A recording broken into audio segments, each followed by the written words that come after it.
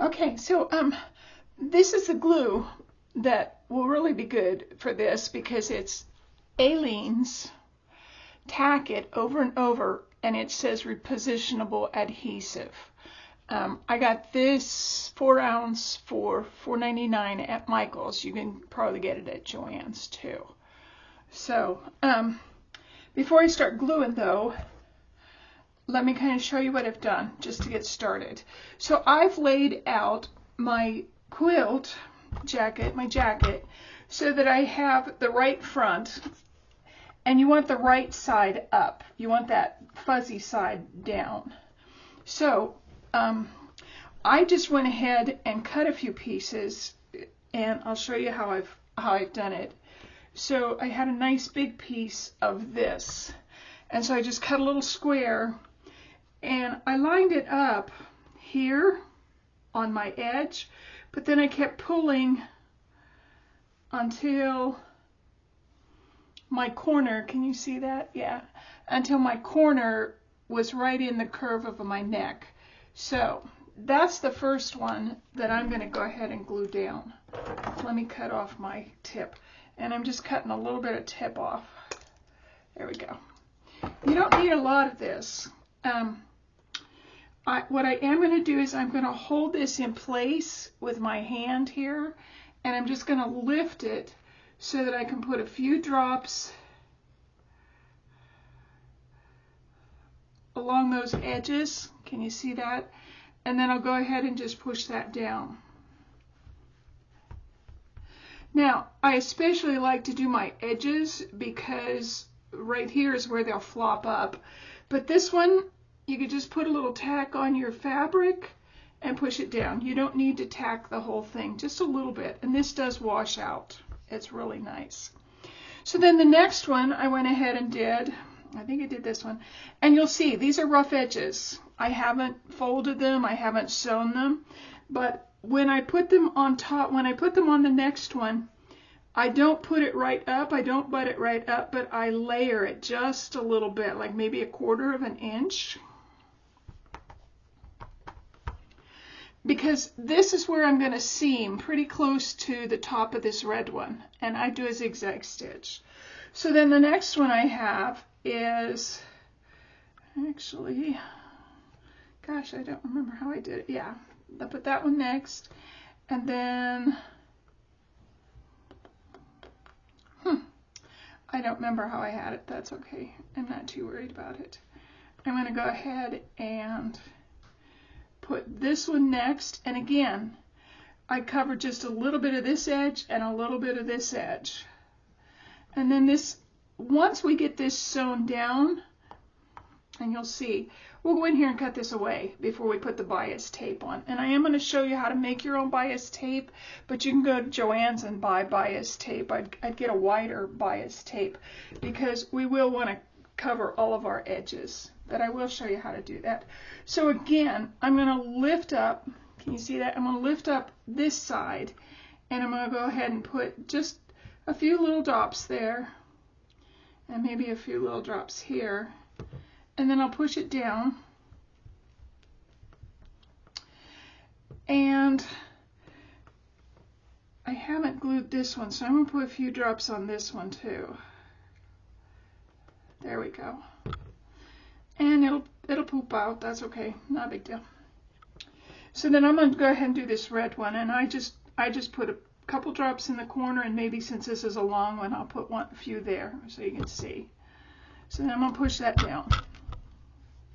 And I don't do a lot of these at a time because I give my glue a little bit of a chance to kind of adhere. You can see I put about 5 drops on this one. And again, the one that's under it is not a big deal, but you want to make sure that the top one is covering at about 1/4 of an inch. It's kind of like a seam width. And then I have this one, and again, I'm going to put that, you can see, so it's about 1/4 of an inch, maybe a little bit more. And that's okay, because we're going to sew all of this. So I'm going to go ahead and put some glue on here, and you just have to do drops, really. You don't have to do a whole lot. It's just to hold it until you can get it quilted.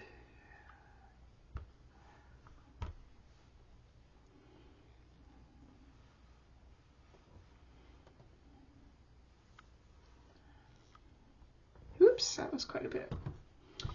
Okay, so I have 1, 2, 3, 4 pieces. And you can kind of see that's where I got my brown, and I just cut it. So mine aren't terribly small.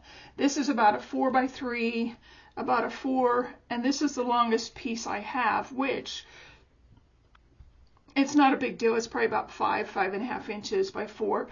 You don't want to get them too small or you're going to be really frustrated trying to sew all of this. So once I have gone ahead and I've glued on a few pieces like this, what I'll do is I will go back and I'll probably start here and I'll zigzag, and I do a fairly tight zigzag. I'll when we get my machine out, I'll show you exactly how tight, but I do a zigzag down here, and then I'll do a zigzag across here and across here. Now you might want to just do a basting stitch. Once you've gotten these zigzags, you might want to do a basting stitch up here so that your neck doesn't stretch out real much. Okay, if you want to do a couple more pieces, that's okay too, but I'm going to start with this, and I'm going to go ahead and sew. So our next video, I'm going to kind of show you what I do to sew these. Okay, I know these aren't very long. I get a little bit tired, and this is about the extent of what I'll do. Okay, I'll see you back for our next video. Okay, so my machine's going to be different than yours, but I'm going to walk you through what I do, and then you'll have to kind of figure what you're doing with yours. So I want mine to basically baste, so I'm going to put it on a pretty wide stitch, and I do that by here. You can make it either really small at the 0 or larger at the top. So I'm going to turn this on the wrong side, and what I'm going to do is I'm going to go ahead and just baste along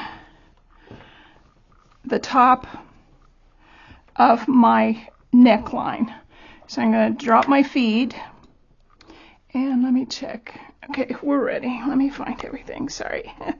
I'm not really set up for sewing like some of the girls. So then I'm just going to go ahead and baste it, and I don't want to go back and forth and tack this permanently at the front or back, because I want to be able to pull this out later. This is not a permanent thing.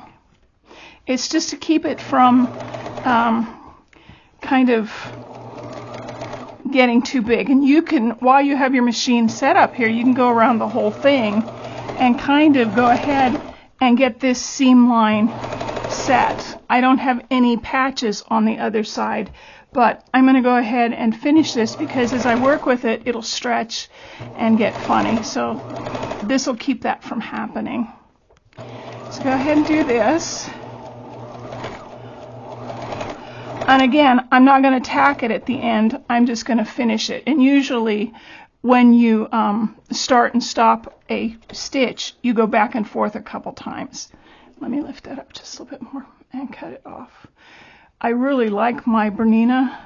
My husband bought this for me when we first got married. Spent a lot of money for it, but I went to get it cleaned a few years ago, and the man was so impressed with this. He said, "You keep this forever because it has metal workings rather than plastic that the newer machines have." But it cost a lot of money. So if you don't have a big budget, get a cheaper machine. It's not a big deal. Okay, so the other thing that we want to do is we want to go ahead and turn this so that our I'm trying to get that out of the way. That's kind of frustrating with the sewing machine. Okay, so these are our patches that we were working on. And I want to go ahead and change my machine so that I'm doing a zigzag stitch, which I'm going to do it about that wide.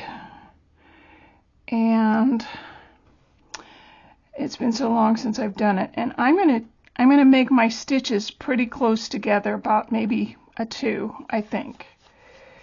Okay, so I want to make sure I don't have any other fabric except this under my feed, and so when I start, I'll start slow, and then I am going to anchor this one. And what I'm trying to do, I'm going to make this just a little bit wider. What I'm trying to do is, there we go. I'm trying to get the needle to hit on this side into the brown and into the green together. So I need to make that just a little bit smaller. And right now I'm using a cream colored thread. You can change your threads, make all kind of different colors through this. That'll make your shirt pretty. Okay, so I have scissors somewhere. I'm sorry that I'm back and forth with this eye thing. I wish I had a permanent setup, but I don't. So we're going to just make do with what we have. We're happy. Okay, so you can kind of see that I probably could have gone a little bit tighter on that. I might, yeah. And then I'm going to make it just a little bit tighter. Okay. Yeah. So that when I do the next one, it'll be a little bit tighter. And so this is what you're going to do all throughout your quilt pattern. So next I'm going to go ahead and find the next seam that I want to do, and I think I'm going to do this one. So I'm going to put this under my machine, and this helps me to also see how close I am to my edge. Put that down. Let's see if this is better. Oh yeah, that's a lot nicer.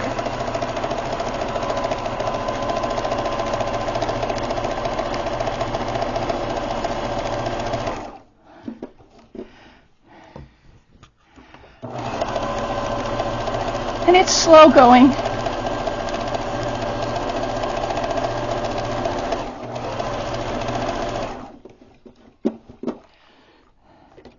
Let's pull that out, and you can kind of see that's a lot nicer. Why is that doing a weird thing?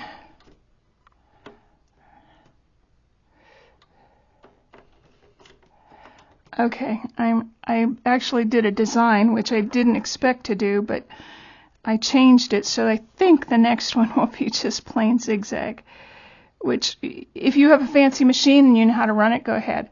I haven't sewn for a long, long time.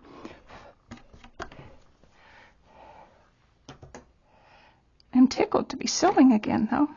Okay, so then the last one I have is this brown one. So I'm going to put it in my machine right there, and I'm going to try and get it right on the edge, and I have a little line, so let me see if this works any better. Yeah.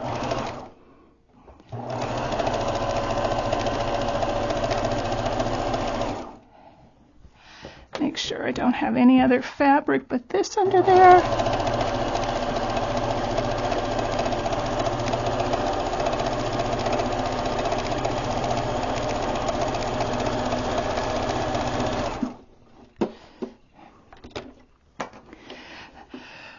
Yeah, that's better. That's more of a zigzag stitch.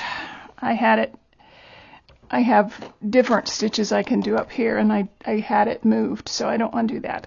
Okay, it still looks pretty. It looks fine. So I might go ahead the next set and change to maybe a green thread or a red thread or even a brown thread, but you can do all kind of threads through this, and I usually don't do this many zigzags in a row with the same color. I kind of try to change things out a lot, but this is basically what you're going to do. Now you go ahead and start adding more, and when you get, let's push my machine back, when you get to your sleeve, see how nice that is? it's flat, so you just keep adding them down your front, on your sleeve, on your back, and then the whole way around. And I'm going to give you a little bit of time. It's going to take me a long time to go ahead and get this done. So I'm going to give you a little bit of time to go ahead and work on yours before I show you how to make, we can make our own bias tape that we will put around the edges to finish it off. And I'll show you how to sew this together too. Okay, I hope this has been helpful. I'll put these two videos together so that you can kind of do it in a way. Thanks for joining me. This is a lot of fun for me too. I appreciate everybody that has subscribed to my channel. I'm not big and fancy like a lot of the girls, but I sure do have a lot of fun, and I'm glad to share anything I know with all of you. Okay, I'll talk to you again. Bye-bye.